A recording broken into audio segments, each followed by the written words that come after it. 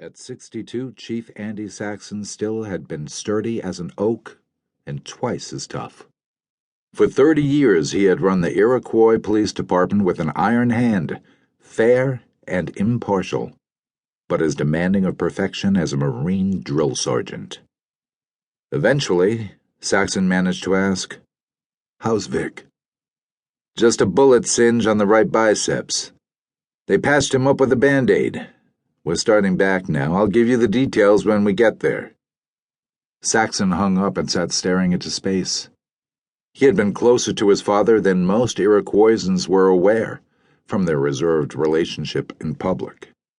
Though Andy Saxon's public image was that of a remote, unapproachable man, his son knew the hidden side of his character that made him capable of both warmth and compassion.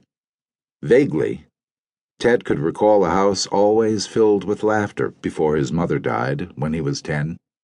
And though the laughter stopped the night his father stonily returned to the house, half an hour before the visiting period at the hospital ended, the house remained, if not as gay, at least one of warmth and security.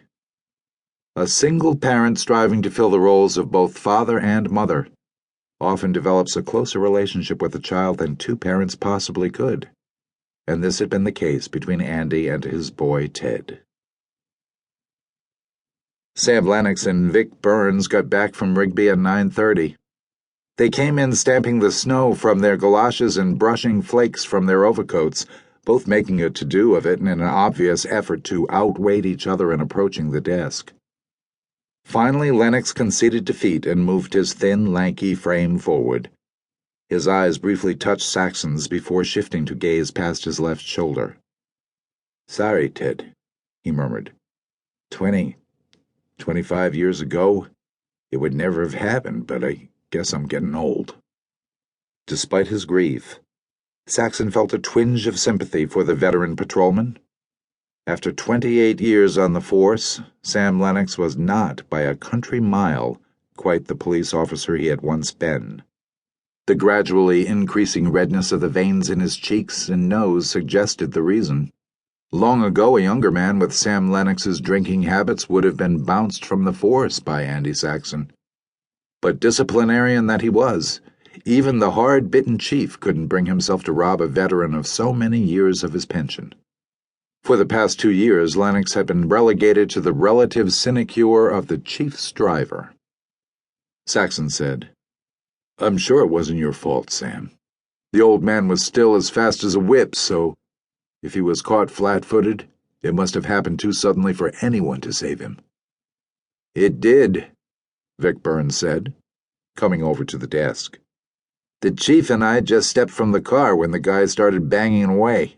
The chief was down and I had a numb arm before I could reach for my gun." Lieutenant Vic Burns was a stocky, open-faced man of about Saxon's age, 30. A former member of the Buffalo Police Department, he and Ted had met at the FBI school in Washington 3 years before, where they had taken an instant liking to each other. It was Ted Saxon who had talked to him into transferring to the Iroquois force. "Just how did it happen?" Saxon asked. "It must have been a setup," Burns said. "The guy must have been some old con with a grudge against the chief. It was in the paper that your father planned to attend the county law enforcement officers' meeting, so anyone could have known he'd be on Route 60 about that time. Sam says he followed us clear from the outskirts of Iroquois." Saxon glanced at Lennox, who said, "I could see his lights in the rearview mirror. I didn't think anything of it until afterward because the way the roads and the weather were, nobody was passing anybody else." "That's why we stopped him," Burns said. "All of a sudden, he cut around us, nearly putting us in the ditch and gunned off at about 60. With road conditions what they were and visibility cut by falling snow, that was about 30 too fast for safety. The chief told Sam to give him the siren. I guess that's what the guy wanted because he pulled right over. When Sam parked behind him and the chief and I got out, the shooting started. Then he took off again." Sam Lennox said, "I tumbled out and emptied my gun at his taillights. I think I hit him a couple of times, but it didn't slow him down." "Neither of you got any glimpse of the man's face?" "My headlight